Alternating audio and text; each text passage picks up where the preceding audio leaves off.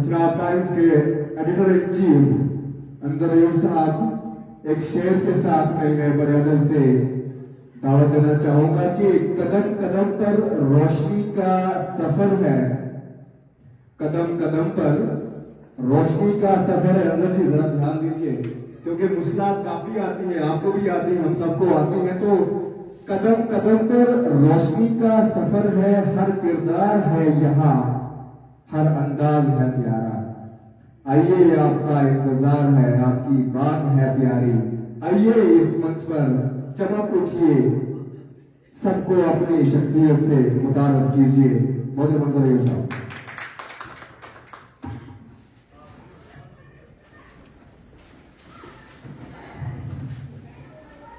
अस्सलाम वालेकुम वरहमतुल्लाहि वबरकातुहू।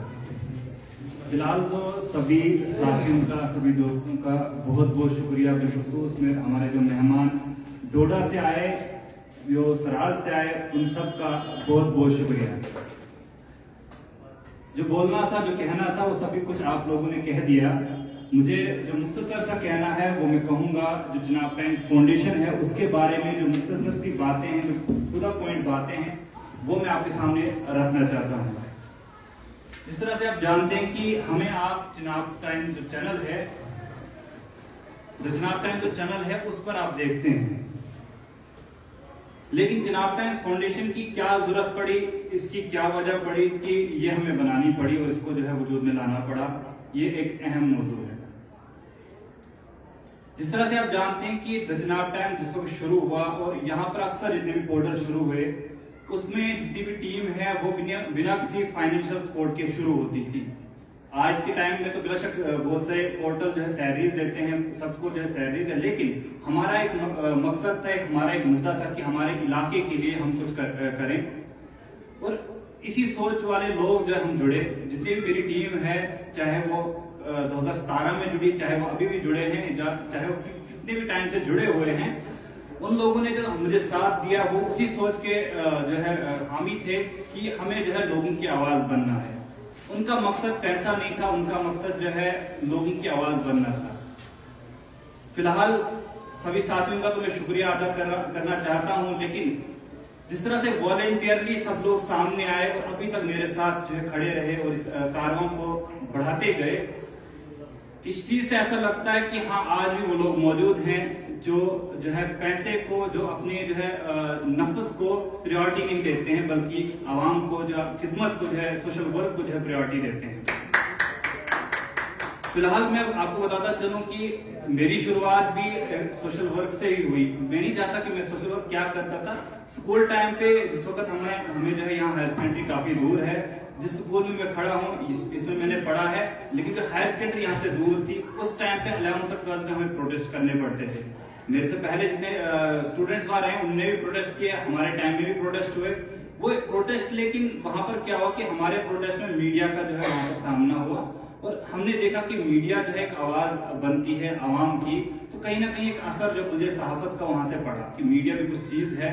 मैं 11th 12th में पढ़ता था। उसके बाद जब 11th 12th की पढ़ाई मैंने कंप्लीट की तो आबिद वानी साहब का मैं नाम लेना चाहूंगा। सबसे पहले मैं उनका शुक्रिया अदा करना चाहूंगा। उसके अलावा एडवोकेट माजिद मलिक साहब हैं, शेख नासिर साहब हैं, बहुत सारे लोग हैं जिनका नाम अभी मैं लेना मुनासिब नहीं समझता हूँ, काफी टाइम चला जाएगा।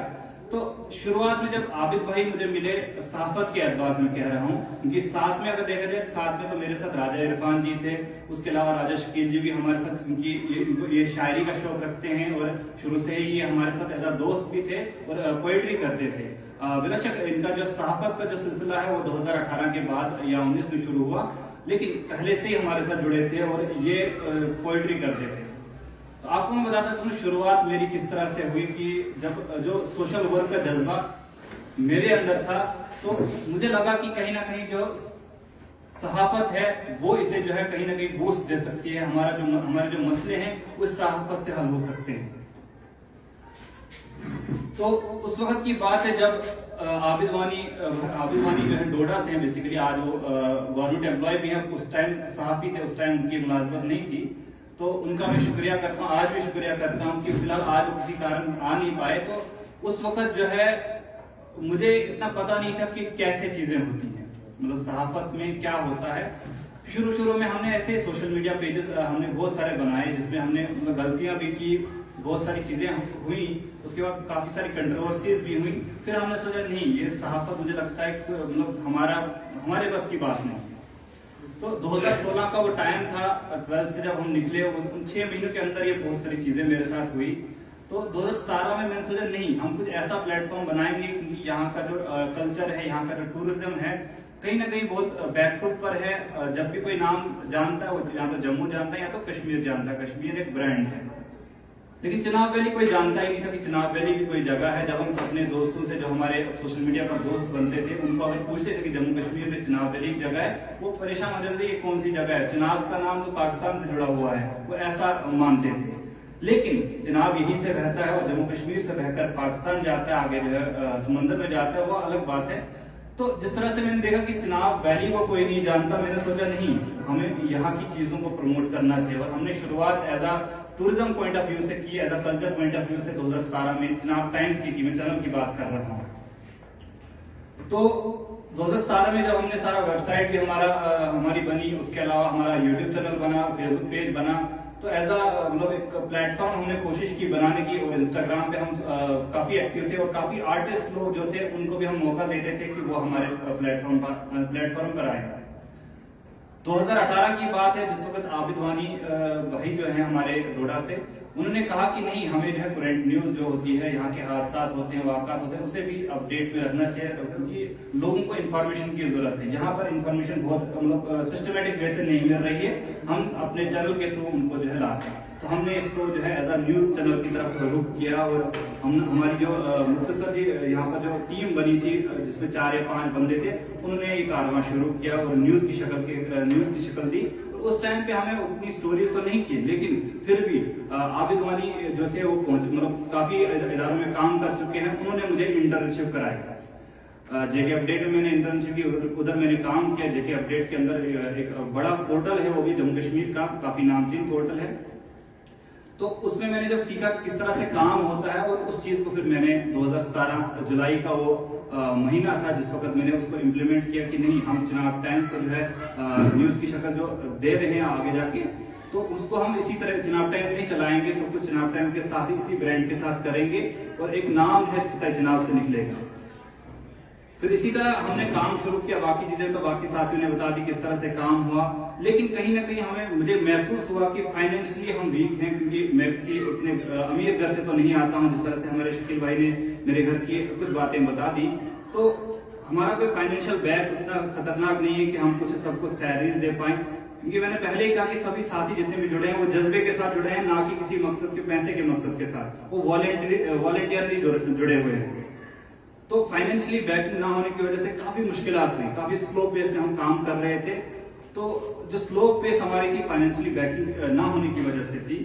तो मैंने सोचा कि कहीं ना कहीं हम इस पर जो काम करेंगे। और जब मेरी बात जिस वक्त हमारा मल्टीलिंगुअल इनिशिएटिव 2021 में शुरू हुआ, जिसके बारे में बात हुई, मल्टीलिंगुअल इनिशिएटिव जनवरी 2021 में हमने शुरू किया। उस टाइम पे तो हमने शुरू कर दिया।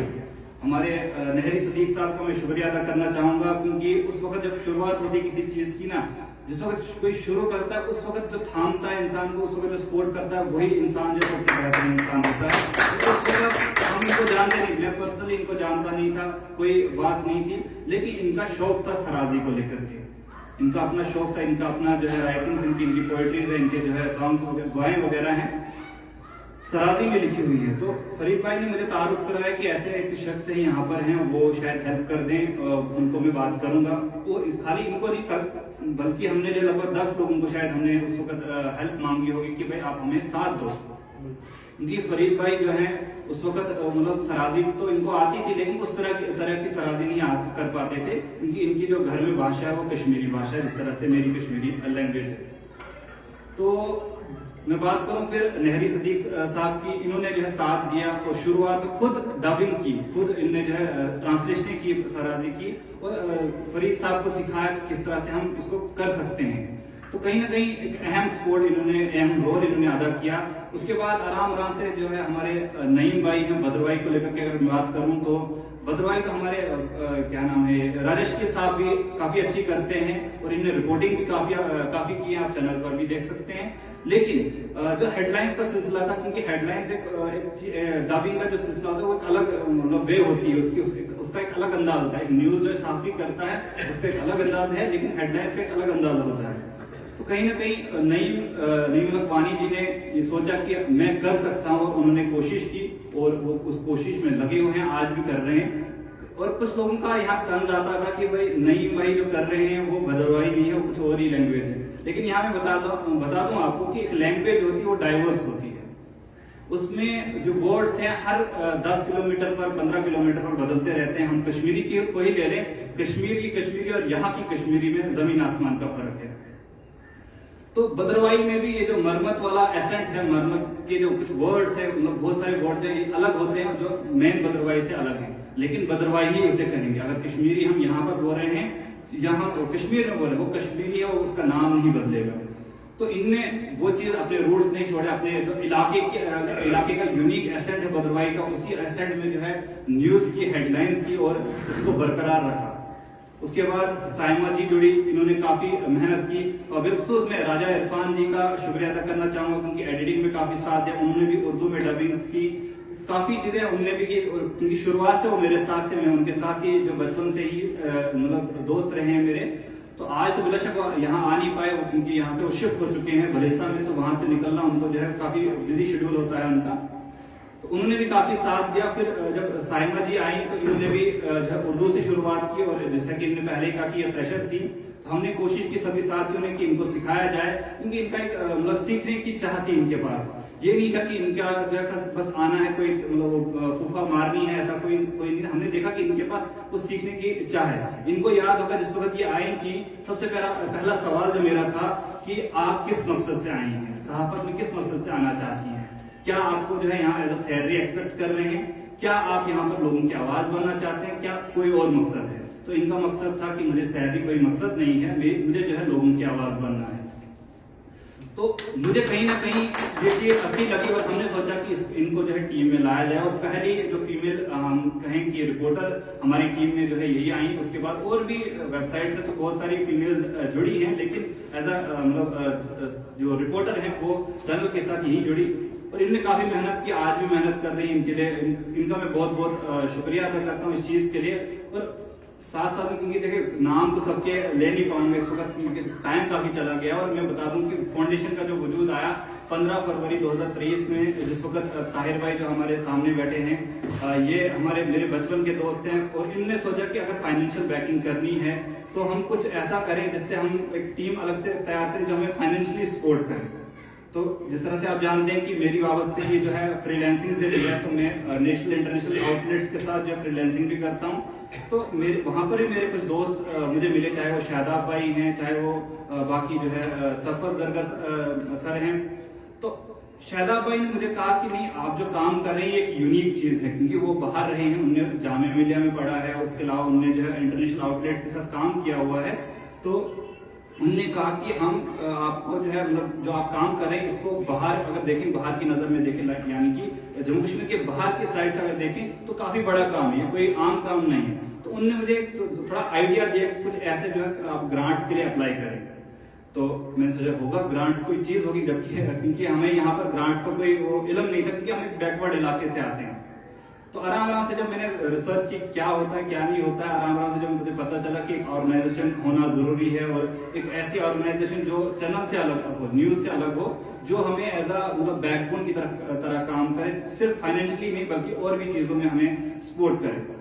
तो इसी के चलते जो हमने चनाब टाइम्स फाउंडेशन को वजूद में लाया। फिलहाल चनाब टाइम्स फाउंडेशन इसलिए रखा क्योंकि इसकी जो मेन बैकबोन इसने देनी है वो चनाब टाइम्स चैनल को देनी है। तो चनाब टाइम्स जो हमारा चैनल है, तो कहीं ना कहीं इस चीज को जब वजूद में लाया गया तो हमारा जो मेन मुद्दा मकसद था वो आर्ट कल्चर और पब्लिक ग्रीवेंसेस, जो मैंने इसकी टैगलाइन भी रखी हुई थी, वही मुद्दा मकसद भी रहा। और इसमें मेन आर्ट और कल्चर को तो हम चला ही रहे थे, जिस तरह से आप मल्टीलिंगुअल न्यूज इनिशिएटिव को देख रहे हैं। और पब्लिक ग्रीवेंसेस की जहां तक मैं बात करूं, जिस तरह से कुछ लोगों ने कहा कि यहाँ पर जब हम लोगों की आवाज बनते हैं, बिल्कुल ये हमने कोशिश की, पहले से ही हमारी कोशिश रही कि हम लोगों की आवाज बनते हैं। लेकिन सबसे मेन चीज आप लोगों ने देखी होगी कि द चिनाब टाइम्स जो चैनल है उस पर रिपोर्टिंग लिमिटेड होती है। वो लिमिटेड रिपोर्टिंग का एक खास रीजन है जो हमने हमारी जो ट्रस्ट बनी, हमारी जो फाउंडेशन बनी, इसमें जो है इंक्लूड किया वो है पब्लिक ग्रीवेंसेस। पब्लिक ग्रीवेंसेस को हम कैसे टैकल करते हैं? सबसे पहले जब कोई इशू आता है किसी, चाहे वो पानी का मुद्दा हो या कोई और भी पानी, रोड, सड़क वगैरह जो भी है, जो भी मुद्दे हमारे सामने आते हैं उनका पहले हम फैक्ट्स एंड फिगर्स चेक करते हैं कि भाई मुद्दा क्या है। उसको जब हम तोल लेते हैं कि भाई यहाँ इसका अजाला कैमरा के बगैर भी हो सकता है, तो हम कोशिश करते हैं उसको कैमरा के बगैर ही हो। क्योंकि देखिए कैमरा एक माध्यम होना चाहिए, ना कि टारगेट करने का माध्यम, बल्कि कैमरा माध्यम होना चाहिए ब्रिज बनने का। कैमरा सहाफी के कैमरा की बात कर रहा हूँ। तो जो सहाफत है वो ब्रिज होती है इंतजामिया तक बात पहुंचाने की, आला हुकाम तक बात पहुंचाने की। उस चीज को मद्देनजर रखते हुए हमने सोचा कि कैमरे को हम तब यूज करें जब उसकी जरूरत पड़े। उससे पहले हम अपने मकसद के लिए ये नहीं कि भाई हमारी रिपोर्ट बन गई, हमें क्या लेना देना उससे, मसला हल हो या नहीं। हमारा मुद्दा था कि पहले हम अगर कोई इशू सुनते हैं तो उस इशू को सुने, उसको अगर ऐसे ही हल कर सकते हैं हम उस ऑफिसर तक, उस डिपार्टमेंट तक वो बात पहुंचाएं और उसको हल करें। तो उसके बाद अगर कैमरा की जरूरत पड़े भी, आला हुकाम तक पहुंचाने की जरूरत पड़े भी, तब हम कैमरा को ओपन करें और जो अपनी रिपोर्ट बनाएं। तो इस तरह से हमारी रिपोर्टिंग हुई, बेशक लिमिटेड हुई, लेकिन लिमिटेड इसलिए हुई जो मैंने रीजन आपको बताया। फिलहाल सभी साथियों ने बहुत सारी चीजें कही। मैं बिलखुसूस यहाँ पर अपनी टीम का नाम लेना चाहूंगा। फिलहाल मेरी वालिदा मोहतरमा यहाँ पर हैं और मेरी सिस्टर भी हैं, और नहरी सदीक साहब हैं, वसीम साहब हैं, इनका मैं शुक्रिया अदा करना चाहूंगा। फिलहाल जो बाहर से जो लोग आए, चाहे सुरिंदर परिया साहब हैं या राजकुमार साहब है, किफायत साहब है, बिलाल साहब है, जितने भी बाहर से हमारे हैं, क्योंकि बाकी तो अपनी फैमिली टीम है हमें, ये भी हमारी फैमिली का हिस्सा है। जिस तरह से एक परिवार होता है उसके रिश्तेदार होते हैं, तो ये हमारे रिश्तेदार हैं। ये आज हमारे पास आए, हमारे घर में प्रोग्राम है तो ये हमारे पास आए हुए हैं। और रिश्तेदारों में हमेशा जो है तालमेल रहता है, उसी तरह से हमारा तालमेल इन सब के साथ भी है। और जिस तरह से जब भी इनको जरूरत पड़ी, मैंने कोशिश की अपनी तरफ से, जो मुझे आता है, जो मुझे टेक्निकली नॉलेज है, वो मैं इन तक पहुंचाऊं, इनकी हेल्प कर सकूं, जो इनने मुझे आज तक पूछा। तो ये भी आए, इनका भी बहुत बहुत शुक्रिया। और मैं टीम का नाम लूं, टीम में जितने भी साथी, चाहे वो पहले आए चाहे वो बाद में आए, सबका शुक्रिया। क्योंकि देखिए ये जरूरी नहीं कि हर कोई जो शुरू से साथ हो वो एंड तक साथ रहे।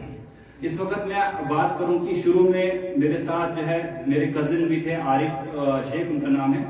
उसके बाद मतलब वो 1-2 साल, 1-1.5 साल रहे। लगभग 2018 में उनको पढ़ाई के सिलसिले में हिमाचल जाना पड़ा।